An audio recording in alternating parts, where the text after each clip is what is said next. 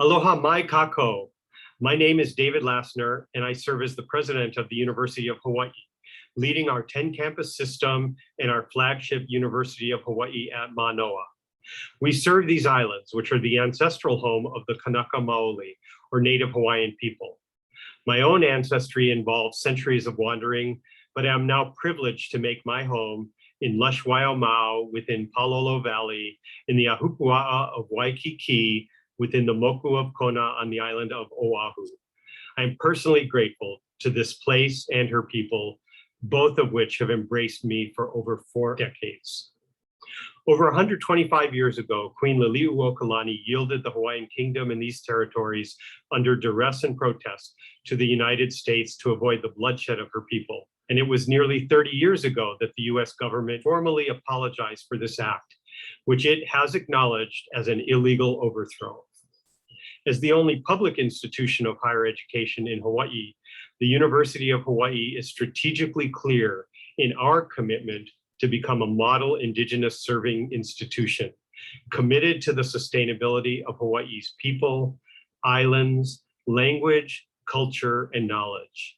This strategic imperative is named Hawaii Papaokeao, or the Hawaii Foundation of Enlightened Knowledge.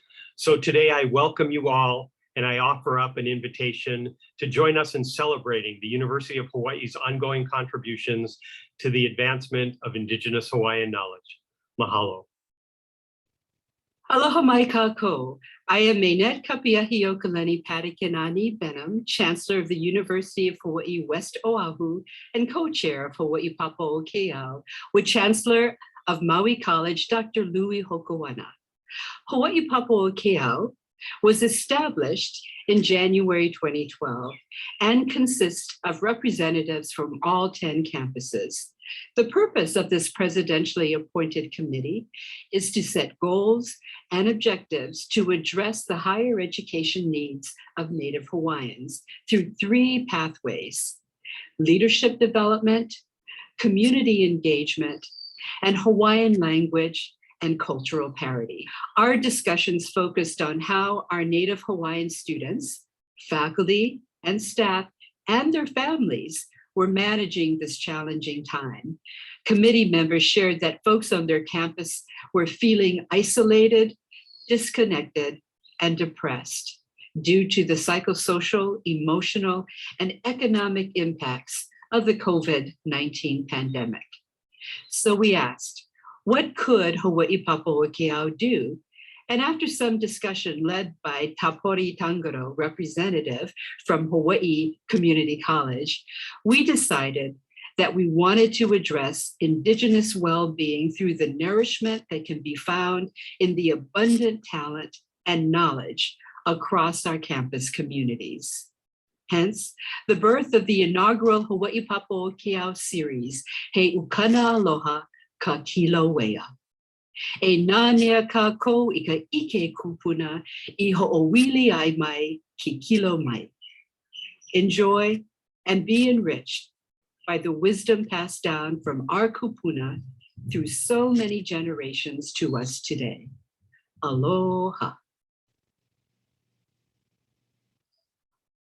No tihi la we ate aloha. Oka ke le ta moana la na holo ma mua holo ma ho te la na ka upono kai hui te mata ni la na hae o mai ki la hue ala na ka ua he Ahei ai taili taila na hakinua kauahi I te taila na nonea e kaui la malaha lola na maho mai o taihi la no kamehameha e 5.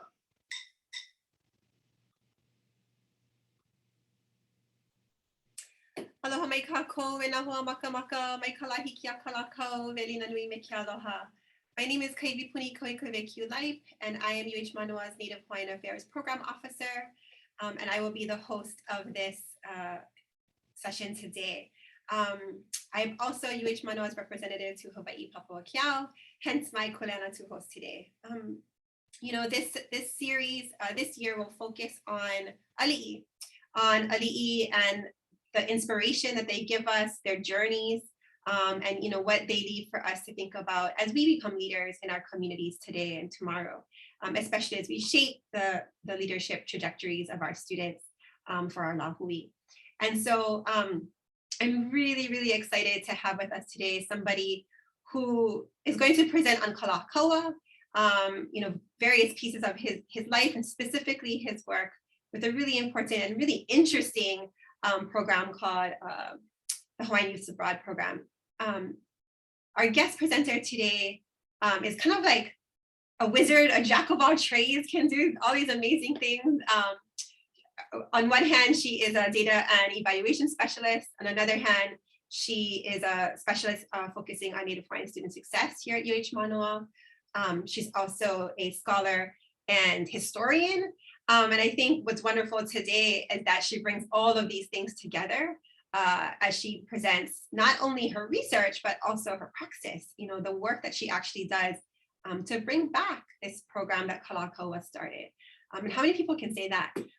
So it's really exciting to have her here today. Before I introduce her, I want to let everyone know that if you have questions throughout the presentation, please use the Q&A function that is at the bottom of your screen. It says Q&A, and you can type in your question.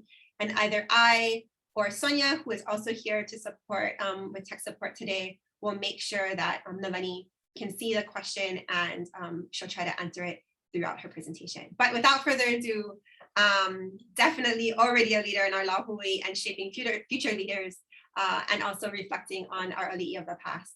Nalani Balutski, mahalo so much for being here today. Mahalo to Punihe and Sonia for organizing this conversation today, and also the greater Hawaii Papua Kiau team, Maynette and Louie and Gail and everybody else who make programs like this possible. So mahalo. Let me just queue up the presentation real quick.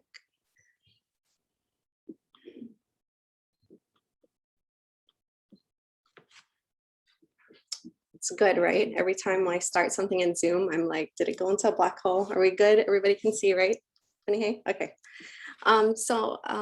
Thank you for that awesome introduction, Punihe. My name is Nalani Balutski. I'm a specialist faculty member in the Hawaii Nuakea School of Hawaiian Knowledge Dean's Office at UH Manoa. And like she said, I do several things with grant writing and research that supports Hawaiian student success, you know, in higher education generally. So today I'm going to share actually just, and it's going to be a challenge. I've never quite done a 45-minute version of this, but we'll try. This is a part of one of the chapters of my dissertation. I'm also a doctoral student in the College of Education. So let me just toggle real quick. So my larger dissertation project attempts to chronicle the higher education genealogy in the 19th century Hawaiian Kingdom, and most specifically thinking about and interrogating the ways in which our higher education system created during this time period served political goals to protect our country's independence. And so and this is how kind of my dissertation project and my work at UH in Hawaii Nuakea kind of coalesces. A lot of the grants and projects that I have helped implement are housed in Native Hawaiian Student Services. And as you can see, the mission of this unit is intentional about Hawaiian research and scholarship as a vehicle to helping students understand excellence and their kuleana. So we believe that engaging Hawaiian students in research and history about our people, our country, makes them more prepared as a student and as a future leader themselves. How we do this, you know, of course, we're still learning, but there is this rigorous focus on archival research archival research training to become more intimately connected to our past. And most specifically, that is done to show that success is not just aspirational, but it's something that is almost a blueprint left behind by our ancestors. And this valuable roadmap, it's just not worthy of just appreciation, but rediscovery and restoration to some extent. So today's presentation focuses again on one of the chapters of the dissertation. The Hawaii Needs Abroad program is a, like Punihei said in the introduction, it is a program that is introduced as a bill in the Hawaiian Kingdom Legislature in 1880 during about 6-7 years into Kalākaua's reign. And I'll document a little bit about how that program, was developed and spanned some time until before the overthrow in 1892. And this presentation also, so I'll document a little bit of the history of the program, actually a lot about the history of the program, and then our attempts at Native Hawaiian Student Services to reestablish the spirit of that program. We took 2 cohorts of students, you can see them here. I know at least one of the students are in the room today. So this is the 2018 cohort in the middle. We took 13 students to Europe in 2018, and then another cohort of students in 2019. So, so a little context. So Kalākaua, as this series is focusing on Ali'i and kind of their leadership paths, perhaps, and how we might gain inspiration from them. I think Kalākaua is quite a unique mo'i when you think of the 8 monarchical ali'i or mo'i in the 19th century Hawaiian kingdom. So he's 7th in that lineup. He's following the 5 Kamehamehas and then the first elected mo'i, Lunalilo. So he's the 2nd elected. What's also interesting about Kalākaua is he has the 2nd longest reign. So he reigned for about 17 years. I think only beaten by Kauikeoli, who reigns for longer than he does. And just as comparison, Lunalilo is only mo'i for just over a year. So that's who he replaces. Kalākaua is almost 40 when he becomes king. And so he has this long, very successful and career in a lot of different pathways too. He serves in the military. He serves different government functions, working in the Hawaiian Kingdom, including Chamberlain. He also is a newspaper editor, including Kahoku Kapaki Pika, which is one of the first native run and controlled newspapers that was considered a nationalist newspaper that advocated for Hawaiian independence. So, and he's also Postmaster General for some time as well. So he's doing all of these things before he becomes mo'i, in his late 30s. So I always think that that's an important thing to contextualize, because he's bringing that kind of, background and very varied background.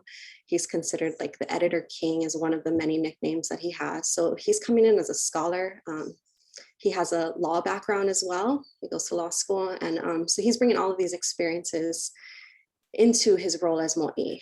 I can't help but think we all know one of the things of Kalākaua that he's known for is he's one of the first, he is the first head of state to circumnavigate the world. He goes on a year-long journey around the world. And I can't help but think, and he's a Postmaster General for the Hawaiian Kingdom, and seeing all this mail come in from all over the world, come in and go out. And then, he ends up retracing some of that in his very prolific travels, and even his support of this first government-sponsored study abroad program in the world.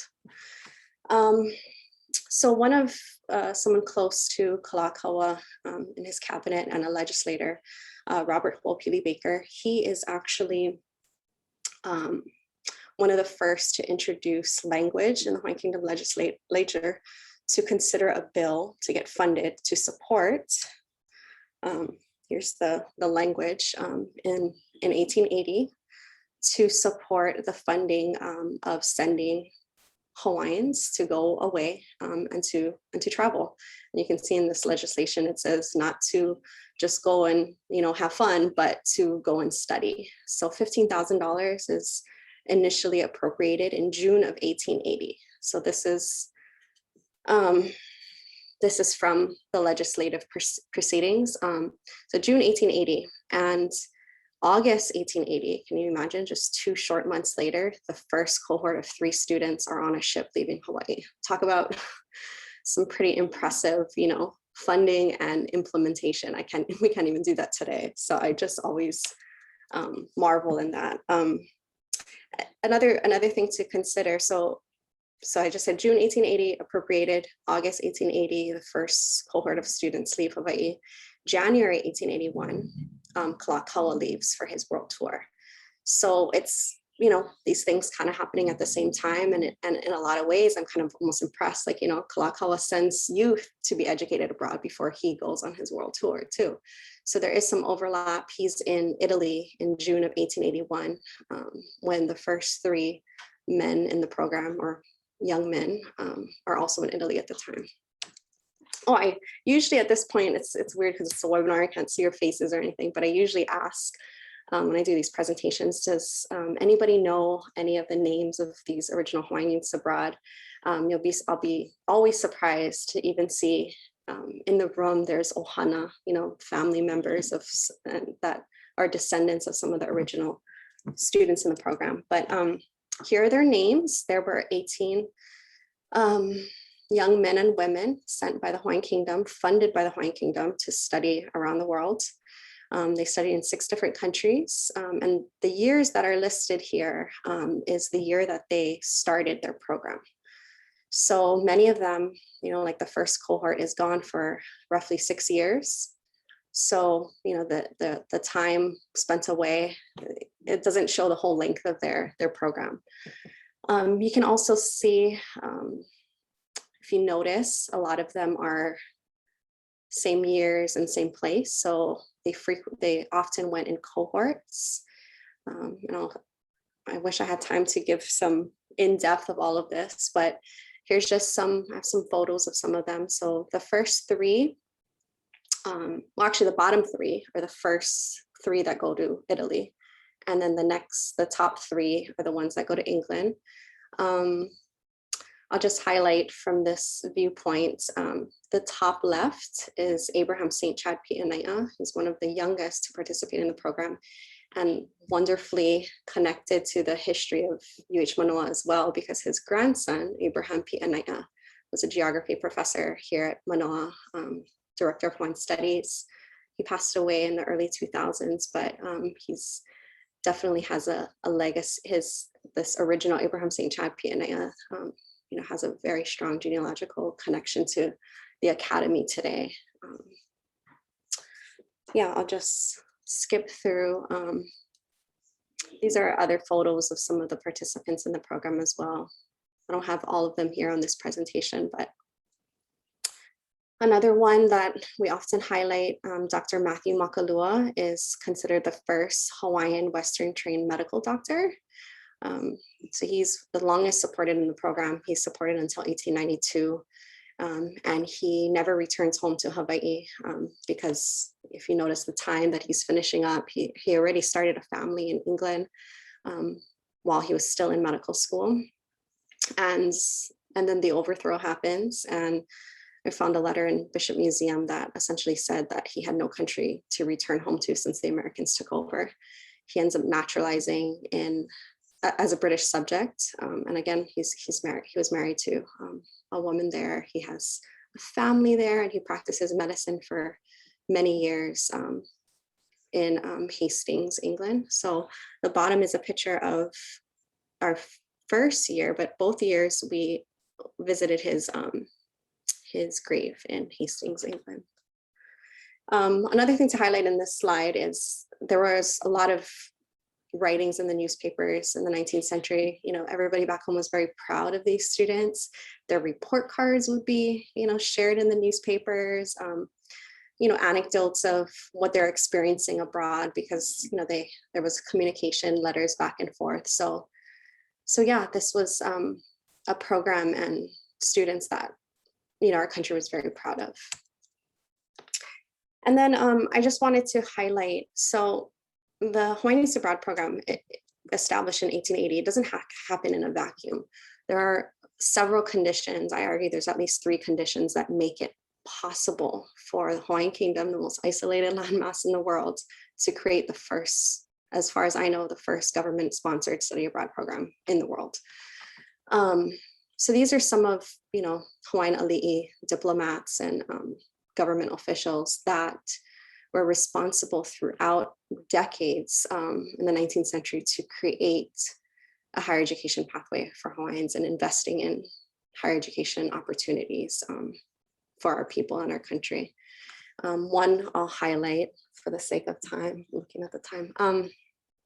David Malo, the top row, the second to the far right. David Malo is the first school inspector in the Hawaiian Kingdom. And in 1840, as far as I understand, that kind of position is quite unprecedented in the world, where a country is hiring, a school inspector to manage schools across the country. I see Kalei Mana is also in the room. His awesome research has highlighted the fact that by 1831, we had over 1,300 schools across our kingdom. That's incredible. So when people like David Malo is coming in almost a decade later, having to put into place processes to maybe provide government support to these schools that are highly community driven and decentralized. But he does awesome innovation like standardizing teacher pay, starting the first educational assessments in the kingdom. And, without a roadmap from other countries that are doing similar things. This is at a time when countries like the United States, there's not national compulsory laws. It's too early for things like that. It's regional, it's state-based. So very impressive. And, our ali'i and our kupuna and our country really valued thinking through an investment in education as this vehicle to protect the interests of our country overall. So like that statistics I just shared about 1831, there were about 1,300 schools. And then our first college gets established. Lahaina Luna is considered our first college in the Hawaiian Kingdom. And what's interesting also about this time period and this creation, it's not just a seminary, but it's a teacher training college. So also at Lahaina Luna, I'll share it a little later, but there's a printing press where it's creating curriculum to send out into the schools. There's a newspaper being printed out of Lahaina Luna. And then Lahaina Luna is not, again, there's all of these educational system and institutions being created during this time and into leading up to the Hawaiian Youth Abroad program being created. So these are some of them. Most of our private school infrastructure that's still in existence today. Punahou, St. Louis, Iolani, St. Andrews Priory, all these institutions do not show up when America shows up. These are Hawaiian institutions created by our ali'i, by our kupuna for decades before the overthrow. The DOE is also one of those. And even the predecessor of this very institution, the University of Hawaiʻi, the predecessor was an agricultural entity created also in the Hawaiian Kingdom. So like I was saying, Lahaina Luna was also home to the earliest newspaper. It printed a lot of textbooks and teaching materials that was distributed across our islands. And I focus in on, or interested in, there's this incredible fascination with geography as well. A lot of these textbooks and stuff had, actually, I don't have it right here on my desk. I usually do, but also one of my favorites, like it's a map book created by students at Lahaina Luna and translated every continent and country and river and mountain into Hawaiian. And then it had a teacher guide in the back. So these kind of things created at a school that was intending to train teachers and then creating curriculum for our country. Oh, here's the one I was talking about, Himau Palapala Aina. I think I don't have time, I'm gonna keep going. The second kind of ingredient that I argue is imperative for the Hawaiian Youth Abroad program to be created in 1880, because again, it doesn't occur in a vacuum. So first I discussed, the educational system, the robust and comprehensive educational system created in the 19th century leading up to 1880. And the second I would say is this international network and infrastructure. as we know, a date that's intimately tied to our identity as Hawaiians, 1843, the celebration of the signing of the first international treaty, the Anglo-France Proclamation on November 28th, 1843. But after that is a long history of treaty making and international relations across the world, the Hawaiian Kingdom. These are some of those treaties that we had with different treaty partners and countries. And why this is important is because, for example, you see the Italian treaty signed in 1863. So the treaty between Italy and the Hawaiian Kingdom, 1863. So when the bottom three students, right, go to Italy they arrived there in 1881. We've already been a treaty partner with Italy for almost 20 years. That's incredible, right? When they were not even born or young children is when the treaty gets signed with a country they would eventually spend 6 years studying and living in. And that's also important because these treaties secured the kind of relational language that allowed them to live lives that were protected and, secure with somebody, even in office in Italy. We had several diplomatic offices across Italy in several different cities where they can, send correspondence back and forth, get, allowance money to support their studies. So, and then the same with the three cohort, the British cohort that I shared, the top row, they studied in England, right? And like I just shared, our treaty relationships between Hawaiian Kingdom and England, where they studied, is far longer. The relationship we have with England far predates the one with Italy.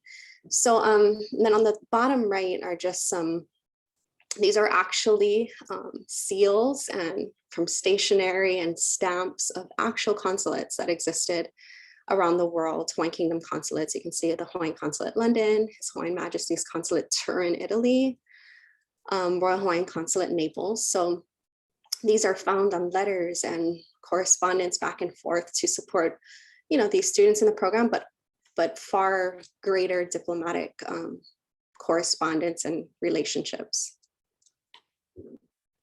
These are some of those examples. There's like 7 or 8 boxes just about the Hawaiian Youth Abroad program in the Hawaii State Archives. And these are just some of those examples. I was always fascinated by all the stationery, because also what impressed me about it, it's not just handwritten, like as if they write 2 letters a year. They had actual stationery and actual stamps and whatnot. So I found that, a source of pride and amazing to see the kind of engagement we had around the world. The third piece that I argue makes this program possible is that Hawaiians, both ali'i and diplomats, but just everyday people as well, have been traveling the world, since time immemorial, before even our life here in the islands. But we document some of, and I'll share it at the end because that was part of the student research projects of when we are going to places today, taking students to England or Italy to do some research about what footsteps do we retrace, what other Hawaiians have been here 150 years ago. So these are some of those, and I'll share it with some of the student research projects at the end. Here's some of their names. I'm gonna show a quick video because I'm gonna try. Sorry, of course, every time I escape like that, my screen disappears. Okay, I'm going to show a quick video because I'm going to now share a little bit about our restarting of the program. So we have a travel blog as well that students helped populate for both years of the program. So this video is actually found on our travel blog. And one of the students from the 2018 cohort that we took, Aniani Kuchong, he was an art and Hawaiian studies student at the time. He created this video to kind of highlight our 2018 trip.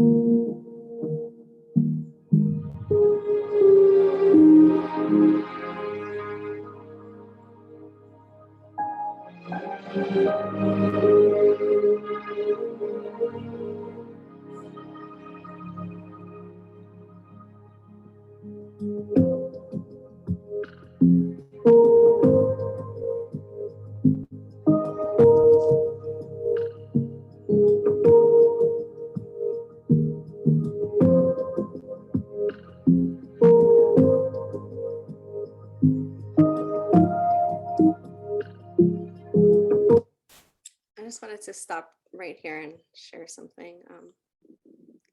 So this is at the National Archives in London, England, and this is the first year of the program. So I'd never been there before, but I knew that it housed a lot of important documents. I spent a lot of time looking at their inventory before going. I requested all of this boxes of information that was on their database of what they had in their inventory. So requested it all. It was waiting for us when we got there. And so of course, I have all these boxes and we just kind of give it to the students. And I was like, okay, everybody take a box and look through it and we'll spend a couple minutes and then share if you see anything awesome. So this particular student gets this really small box, opens it up, and he leans back. Just rewind it because it's literally my most favorite story of the program. So he kind of does it. He leans back and he starts crying, and we're all like, what's the matter? What's the matter? And so he just like pointing to it. And so we all kind of huddle around him. And what you see there is the Anglo-France Proclamation. There is a copy here in the Hawaii State Archives, but that is the official copy for England. It had the seal and everything. And so what we celebrate every year for La Ku'oko'a, it's commemorating that day. It's our Hawaiian Independence Day. And here's the document, the signed, sealed document. So it was a pretty incredible moment, as you can see in this archive. So anyway, sorry to interrupt, but I'll play it again.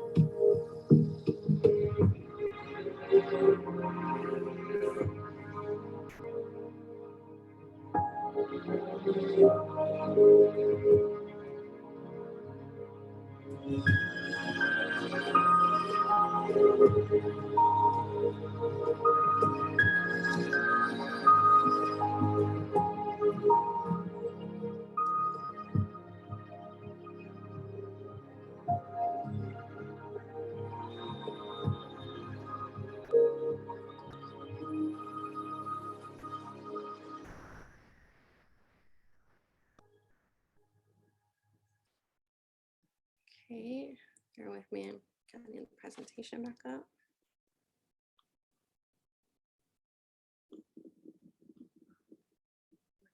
Okay. Sorry.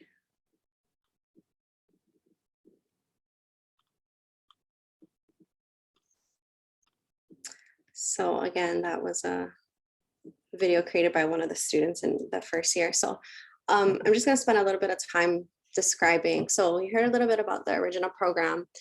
Essentially, when I was doing research about it and, considering the work I do at the University of Hawaiʻi, creating programs for Hawaiian students to make them invest in their education, inspired by their journeys. It's just my own, style, but I couldn't help but just keep this to myself. And I wanted to I wanted to get all in. So and again, I've been working on this campus for a while, like learning about different kinds of, programs you can create on campus. So I essentially wrote a paper for one of my classes in fall of 2017. And I remember writing a conclusion. I said, you know what, after a 126-year hiatus, we will restart the Hawaiian Brand program. And I didn't know what I was thinking and what I was doing, but raised about $30,000 for that first cohort. Kamehameha Schools was instrumental in providing that seed money. I worked with the study abroad office to create a faculty sponsored study tour. And it was also a 4-credit experience. So in 2018, it was a three class or 9-credit program over the summer. So I taught a class, and then Dr. Willie Kawai with NHSS taught a class. And then the first year we had Eo Mailani Kukahiko from the College of Education also taught a class. So it was super immersive for 2 months leading up to our trip to Europe. And then we did the same. And then this is a 2019 program though. We added a little bit more the next year. So the 2019 program was only 2 classes. And these were some of the places we visited. Every day was at least 1 or 2 places. We didn't go to like Big Ben and things like that, unfortunately. We mostly in the archives. And the first year we visited, I mentioned this early, the final resting place of Dr. Maki Makalua in Hastings, England. But 3 students in the original program passed away, or 2 died while in the program, and then 1, Matthew Makalua, died, years later. So I really wanted to make it a point to visit all 3, graves the following year. So we did do that in the second year. We also attended some of the schools that they went to. So, and I'll share a little bit. I think I have some pictures later, but Dr. Emanuela Manu Borgino, she has had some contacts in Hawaii and spent some time researching here before, but she's from Turin, Italy. And she was instrumental in being our Italian liaison and securing all of our visits to these military academies where 3 original boys who went, they studied in these very highly, regulated military academies. You can't just roll in and knock on the door to visit. It was kind of quite an ordeal to get permission to visit these places. This picture you see here, this is the first year, 2018 cohort, and we were, this is outside the Royal Archive, at Windsor Castle. So there is an archive there that has all of the documents of the British Crown. So unlike the National Archives that has all, it's like there's Hawaii State Archives, this one has all the correspondence with the Crown, which they have quite a lot of things that apply to Hawaii there.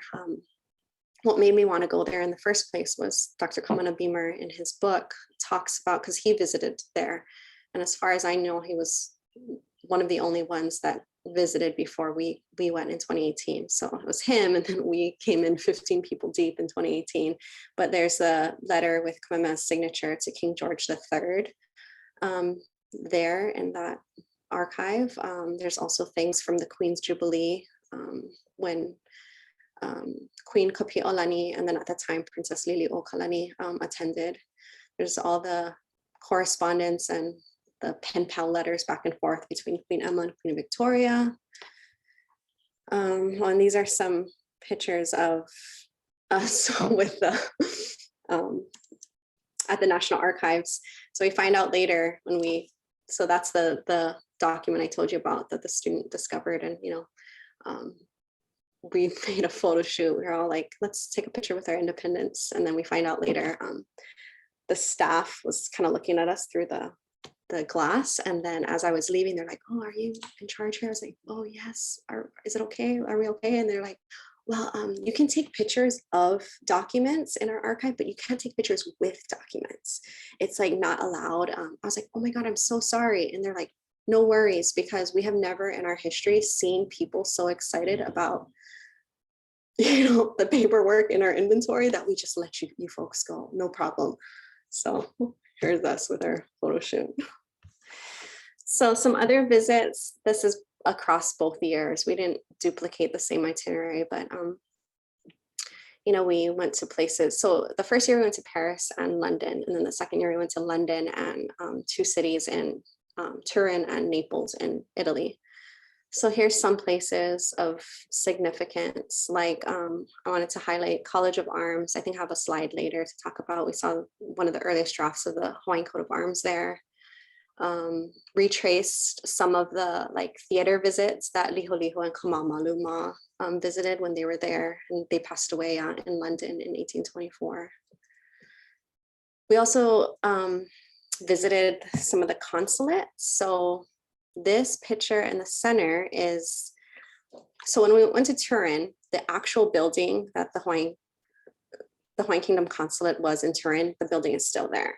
I believe the office that our consulate was in is now like a law office, so we couldn't go inside, but we were on the outside of the building. In Naples though, and then in London is completely, the streets and stuff aren't even the same anymore. So that was difficult to do. But in Naples, it was in this area where till today it's like Embassy Row, and there's all these old buildings that are still offices and embassies today. But where the Hawaiian Kingdom embassy was, that building was destroyed in World War II by the United States. But in its place is this new building, and it's now a grocery store. So we made friends with this uncle you see there holding the Hawaiian flag with us, and there's Manu next to him. And he told us that when he was a kid, he remembers hearing about from his dad, that there was an older building there in its place. He still lives on that road. So he helped introduce us to the grocery store owner to tell him that this was the site of the Hawaiian Kingdom consulate. This, so I'm going to rewind a little bit. This is in Turin, that same building that used to be our consulate. And we saw a flagpole holder on the building. So we took it upon ourselves to put a Hawaiian flag back in the pole little flag holder. And then back to Naples. This is after befriending the grocery store owner. And we told him, we gave him some makana, including a Hawaiian flag, and I'll just share this really quickly. I'm looking at time.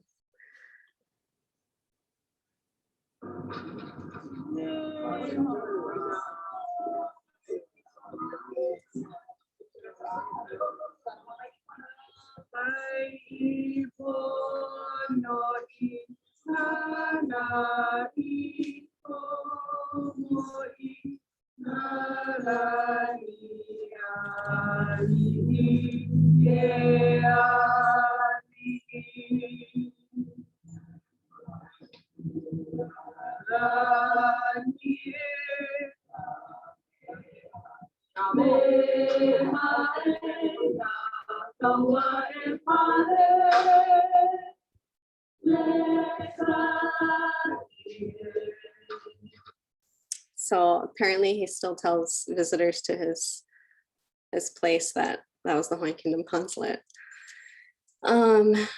These were some pictures at the 2 military academies we visited in Turin and Naples. And on the left, that's in Turin. And it was actually graduation day. So we were like guests of honor at their graduation. And the ceremony has been largely unchanged since Robert Wilcox graduated from that very institution. And so we did like an oli mahalo, and they asked if we can do that at their graduation ceremony with a lot of people. So that was a pretty incredible experience. And to think, this is where Robert Wilcox went to school, and that was a very special visit. These are some pictures from us visiting the final resting place of the 3 scholars, 2 of which are in unmarked graves. Yeah, very far away from home. And it was always an incredible experience making lei and stuff with the students on the very many train rides we had. So it was a pretty incredible and emotional experience for sure. So we have a travel blog on our NHSS website for both years. I'm very impressed with the student work that went into these travel blogs. So each of the students did a research project to study either one of the original Hawaiian Youths Abroad from the 19th century, or a Hawaiian alii or diplomat who traveled to the places that we visited. So, you know, England or Italy, essentially. So I'm just going to quickly, literally just show you the slides of, this was a 2019 cohort because we changed up some things and they created like academic posters that are actually on tour in our community still today. It used to be on display at Ilari Palace, the Hawaiian Judiciary Center. And right now, during COVID, I still haven't retrieved them. They're at Nanakuli Public Library on display. So I'm just going to go through them. We don't have time to discuss, but I just wanted to uplift the students and of the 2019 cohort, where they're from and what programs they are studying here at Manoa. Some of them have already graduated and are in graduate programs.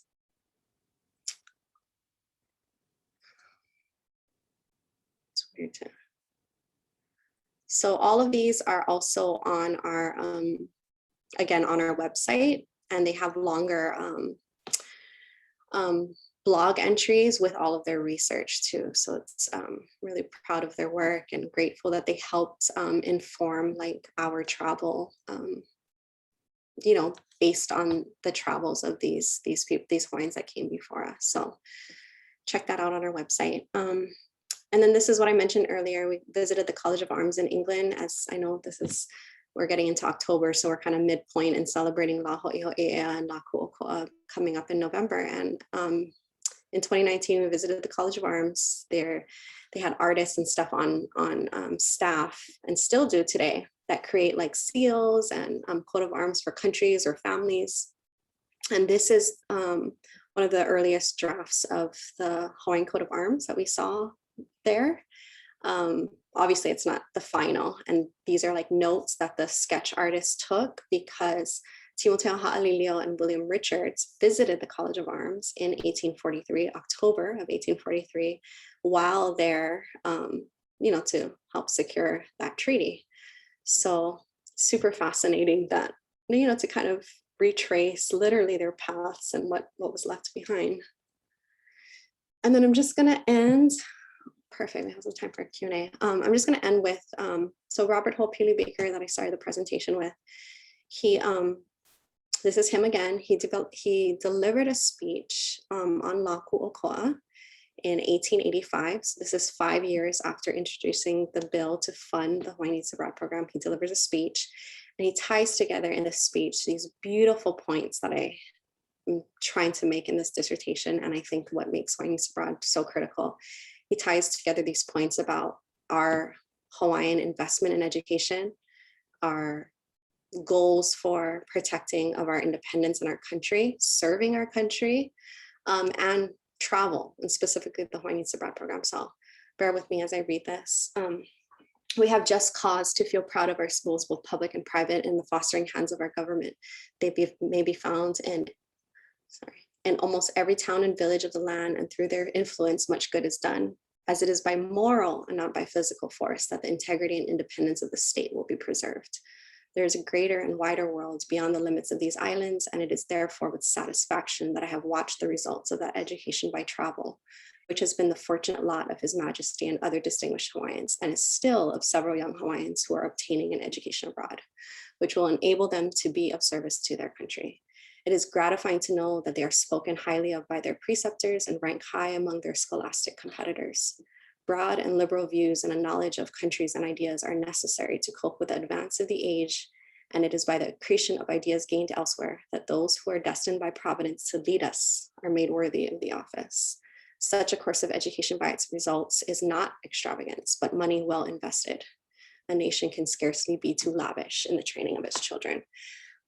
I can't read this enough. You know, it's, I think also in tying out this, you know, closing out this presentation too, this is also still during Kalākaua's administration. Robert Ho'opili Baker is a close confidant and cabinet member in his suite. And I think also summing up like what the Hawaiian Kingdom was like at this time. And, you know, it says so much, that piece where he says, what makes somebody worthy of the office of leadership, you know, and these ideas of investment in education, and an understanding of the world too, is grounded and made central in this speech. And it's kind of like a lens into that time period and the kinds of things that was developed under Kalākaua's reign and the larger Hawaiian Kingdom narrative. So I'm going to stop there because then we have a couple of minutes to, actually I can put up some while we, maybe if we,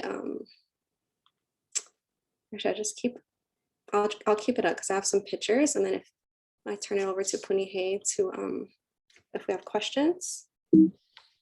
Yeah, mahalo nui Nalani. I think I'm excited about the people who are on the call, the attendees. I think they, really into this kind of work, and I think probably having some real emotional moments. I am as I listen to you and also see the photos of some of the places you folks visited. I want to invite again our audience, if you do have questions, feel free to put them in the chat or in the Q&A, whichever one you're more comfortable with, and we can get those to Nalani. Sonia and I can help with that. Again, I don't know if you've seen them, but there's some real appreciation, Nalani, for this research. Folks are learning a lot, probably about the program and also the people who are in the program. Uluwe is giving you a clap for sure. One question as maybe folks think about their questions, if they have any, you folks at NHSS using this model, I'm calling it a model, my words maybe, to think about shaping Native Hawaiian student success. I know there are lots of folks on the call who are educators, both K-12 and in higher ed. As you now have had a few years to kind of reflect on the initial return to the program, what are you folks thinking about in terms of how, what lessons are you learning from this process of taking Haumana, and retracing this, and what are you thinking about as in terms of next steps and how you might take those lessons learned, for other work you folks want to do? I think I can answer that question. Well, I can nerd out on that question from a couple different angles, from the history, archival perspective, but also from the student affairs perspective. I've been in student affairs longer than I've had an in-depth grasp of the archival research process as I do now.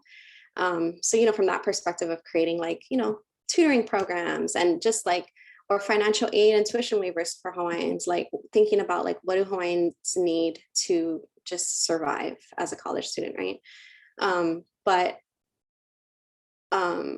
So some things that I love sharing too that I usually don't in these presentations, because I see so many of my student affairs hoa on this call, is thinking about how do we recreate this as not an elitist opportunity where a trip like this to Europe would. So there are some faculty sponsored, I'll call out a little bit, there are some faculty sponsored study tours that I know that Hawaiian students have engaged in and have shelled out $8,000, $9,000 for, a 10-day trip to Australia. And, with hardly any financial aid opportunities. So I was intentional from the onset, and even the questions I see, Hau'oli, mahalo for your question, when is the next one? Every time how I answer that question is when I can get at least $30,000, because you cannot create these kinds of things without intentionally thinking about how are we gonna not make it elitist where only students who can afford it can do it. So I'm excited to share some of the model, we make it a credit bearing experience because it's a lot of work. They do a lot of incredible research, and it should be for credit. They are putting in the work and whatnot. So it's usually offered by different, if I can teach a class in a different department, usually College of Ed, and we bring on a guest faculty, usually in 2019, so I said 2018, AO Mailani Pukahiko from outside of Hawaiʻi participated. Kahuna by right was supposed to come too, but she had kuleana. And then in 2019, we took Kapena Shim from the library because he was able to make some really fabulous connections with archives and repositories in Europe. Because when we came back, people were asking me oh, how do I go to I'm not an archivist, and even Bishop Museum Archives was asking me, Awaiaulu. So I was this connector to these archives and repositories in Europe when I'm not even that's not even my expertise, you know? So I was like, okay, I'm gonna take Kapena so that I can turn over all of that work, even some of the digital repatriation of some of, you know, like all of the stuff that are there and abroad. So anyway, sorry, I can answer this question in so many ways, but that's critical of like setting it up. So it was a faculty sponsored study tour because they help with all of like, there's all these things about like health insurance while away for the students, you know, all of that, navigating all of that, you know, back in 1980, money appropriated in June, they were gone in August and they figured it out. Today, it takes much more, I feel. So yeah, I think a lot of these, and the thing is like, there's so many examples of this kind of progress and innovative programs that are from our history that we can pull back up and revive and give spirit to. Hawaiian Needs Abroad program is just one of many, you know. I don't know if that totally answers your question. And thanks for the other question, Ha'oli. And that question gives me anxiety because I don't know. I do have an idea, but because I haven't put things in play, I need to sit on it and do some work first, but keep you posted. Yeah, no, mahalo. I mean, I think it's funny, right? Because 30K is kind of a lot, but it's not really when we think about the funders who are out there to support and can, right? Both private, you know, and different kinds of funders. So I love that you're putting that. Yeah, and that goes straight to that went straight to students. So 30,000 for 15 students, they each got 2,000 that essentially paid for usually their airfare and housing. We stay at university housing while we're abroad, you know. None of that gets retained, you know, by us. I find my own sources to travel, but yeah, anyway, so I wanted to make that critical, that support for this kind of stuff for students this was also, many of them, I was even helping some apply for passports. They've never had a passport in their life, you know, or never even imagined the possibility of traveling in the ways like this, you know? So yeah, it's quite immersive of a summer task, but so fulfilling and rewarding. Yeah, and I think that's one of the things, I mean, I see more people in the chat just like feeling like, oh my gosh, this is so inspiring, right? And to think about what our kupuna started so long ago. And I'm wondering if, you know, I know we didn't have time to go in depth into some of the student reflections, but if you have any of them top of mind about things that students, you know, kind of like the pre and post, like what do students come out, you know, what do you sense in students that they are taking away from this? And how it shapes them, if you want to share maybe a story to kind of, as we close up in 12:59, you know, a few thoughts.